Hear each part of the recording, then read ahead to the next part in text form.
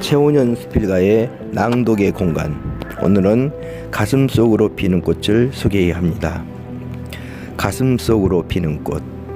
어머니는 내 가슴속에 핀 한 송이 꽃이었다. 최원현. 하나, 꽃별. 어두운 밤이 아니었다. 해는 없지만 분명 낮이었다. 하늘도 세상도 온통 회색인데 대롱대롱 어른 주먹보다 큰 꽃별이 손에 잡힐 듯 가까이서 빛나고 있었다. 하나가 아니었다. 고만고만한 거리를 두고 빛나는 꽃별들. 어린 나는 이모의 등에서 몸을 빼며 손을 내밀어 그 빛나는 별을 잡으려 했다. 그러나 내가 팔을 뻗은 만큼 멀어져가는 꽃송이, 빨갛고 노랗고 하얀 꽃이 바로 눈앞에서 별로 반짝이고 있었다. 그런데 어린 내 소견에도 그건 엄마가 내게 보낸 선물이란 생각이 들었다. 그래서 더욱 그것을 잡아야 한다고 생각했다. 하지만 손으로는 잡을 수 없는 꽃별. 왜 엄마는 내게 그런 안타까움의 선물을 보냈을까? 온 밤을 그렇게 꽃별의 꿈속에서 헤맬 때가 여러 번 있었다. 내게 엄마는 그렇게 늘 잡히지 않는 실체로만 나와 함께했다. 한데 하필 왜 꽃별이었을까? 그러고 보니 그 꽃별 하나하나가 반짝일 때마다 각기 다른 엄마의 얼굴이 보이곤 했던 것 같기도 하다. 한 번도 확실한 모습으로는 기억되지 않는 엄마의 얼굴은 이날까지도 여전히 분명치 않게 엄마라는 믿음으로만 내 기억 속에서 반짝이는 꽃별이곤 했다. 둘, 검정치마 하얀 저고리. 어머니는 어떤 색을 좋아하셨을까? 내게 어머니의 기억은 딱 한 가지다. 검정치마의 흰 저고리, 그게 흑백 사진으로 남아있는 어머니의 모습 전부이기도 하다. 온 가족이 사진을 찍던 그날 어머니의 치마가 무슨 색이었는지는 알 수 없다. 하지만 유일하게 남은 사진에서 보여주는 어머니의 모습은 흰색 저고리에 검정 치마다. 사진으로는 그렇게 보이나 청색이나 가지색이 아니었을까 싶기도 하다. 흑백 사진 속에서 검정색으로 나타나는 색깔들은 어떤 것들일까? 어머니는 어떤 색을 좋아하셨을까? 그러나 내게 남겨진 어머니에 대한 기억은 흰색과 검정색에서 벗어나지 못하고 있다. 어쩌면 그래서 더하지도 덜하지도 변하지도 않는 것일까? 하얀 고무신을 어머니에게 신겨드리면 하양 검정 하양 대비가 되어 내 흐린 눈을 더욱 흐리게 할 것 같았다. 이맘쯤이면 잊어지고 사그라지고 희미해져 노연할 만도 하련만 채워질 수 없던 가슴, 아니 그 가슴에 파묻혀 안겨보고 싶던 갈망이 지워질 수 없는 상흔으로 남아 시도 때도 없이 콕콕 아직도 가슴을 찌른다. 검은 것도 사랑이고 하얀 것도 사랑이고 검은 것도 그립고 하얀 것도 그립고 가져볼 수 없는 것에 대한 안타까움은 뜨거운 물에도 녹지 않고 차가운 얼음 속에서도 얼지 않고 늘 그 모습으로만 남아 흰 저고리 검정 치마 사진 한 장의 그리움으로 세월의 그림자만 더욱 길게 느리고 있다. 셋, 가슴 속으로 피는 꽃.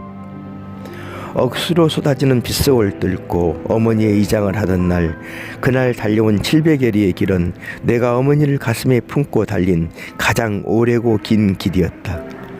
차창에 흐르는 빗물은 오랫동안 참았던 어머니의 눈물 같았고 그렇게라도 하지 않으면 그 긴 그리움의 나를 지켜왔다는 표현을 달리 해볼 수도 없었으리라. 그런 때 어머니의 마음도 내 마음 같았을까? 그런데 쏟아지는 빗속에서 내 손에 들린 어머니의 무게는 어쩜 그리도 가벼웠을까? 한 줌 재라는 표현이 딱 맞는 말이었다. 당신을 묘실에 내리고 일어서자 비가 더욱 세차게 내렸다. 당신과 나와의 인연고리, 문득 어린 날 꿈속에서 예태오던 꽃별들이 지금 이 순간 비가 되어 흘러내리고 있다는 생각이 들었다. 꽃별의 그리움이 비로 내리는 게 아니라 꽃별이 머금고 있던 눈물이 어머니와 나와의 관계성, 그리도 채워지지 않는 가슴의 공허를 메꿔볼 양으로 쏟아내주는 것 같았다. 비는 이제부터 시작이라는 듯 더 세게 줄기차게 쏟아졌다. 도저히 이를 계속할 수 없는 상황이었지만 묘실에 물이 들어가지 않도록 큰 비닐로 비를 막으며 일을 진행했다. 봉분을 세우고 떼옷을 입혔다. 비석도 세웠다.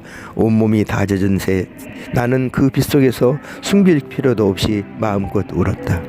그건 어머니를 향한 그리움의 눈물만은 아니었다.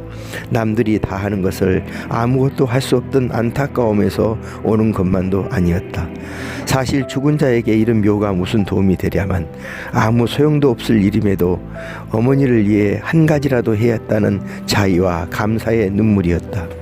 아무것도 할 수도 해줄 수도 없다는 안타까움을 아주 조금이라도 내려놓고자 하는 참으로 얄팍한 내 위안의 작업이었다. 그렇게 이장을 한 덕에 그나마 별로 어렵지 않게 어머니를 찾아뵐 수 있게 될 터였다. 이윽고 겨울이 가고 봄이 되었다. 봄풀의 푸르름이 짙어진 어느 날 산소를 찾으니 살아난 떼어디로 할미꽃 두 송이가 묘비를 바라보며 피어 있었다. 아침 이른 시간이었으니까 이슬을 머금고 살짝 고개를 숙인 채 함초롬이 피어있는 꽃은 내가 숨을 들이쉬고 내쉴 때마다 따라 움직이는 것 같았다. 그러고 보니 피어있는 꽃의 위치가 어머니의 가슴께다. 세상을 향하여 어머니의 가슴 속에서 피어난 꽃이다. 오랜만에 편안한 잠을 주무셨나 보다. 문득 이장전 칡넝쿨이 묘를 덮고 있던 게 생각나 죄송한 마음이 든다. 이제라도 자주 찾아 잘 보살펴 드리리라. 할미꽃을 손으로 만져본다. 보들보들한 감촉이 어머니의 젖살을 만지는 느낌이다. 참으로 오랜만에 가슴을 내놓고 자식을 맞이하고 있는 듯 가늘게 떠는 것 같기도 하다. 그러나 어머니를 향한 그리움의 꽃은 여전히 내 가슴속으로 피는 꽃일 터였다. 그리움은 옅어지지도 바래지지도 않게 가슴속에 피는 한 송이 꽃이다. 그런데 25도 여름을 또 보내고 가을이 오니 마음이 더 급해진다. 이쯤에서 온전히 자연 속으로 돌아가게 해드려야 한다는 생각에서다. 벌초도 찾아뵙는 것도 어차피 내 대까지만 이겠지만 그것도 일이라고 내 호흡이 가빠지고 하니 그조차 서두를 수밖에 없다. 그렇게 아주 가슴속에만 남게 해드려야 할까 보다. 이러나 저러나 결국 내 안에서만 피는 꽃 아니겠는가. 내 안에서만 피는 어머니 꽃으로. 수필가 최원현은 한국문인협회 부이사장, 사단부인 한국수필가협회 사무처장과 월간 한국수필 주간으로 활동하고 있으며 수필집 17권, 평론집 2권, 교과서에 많은 작품이 실려 있습니다.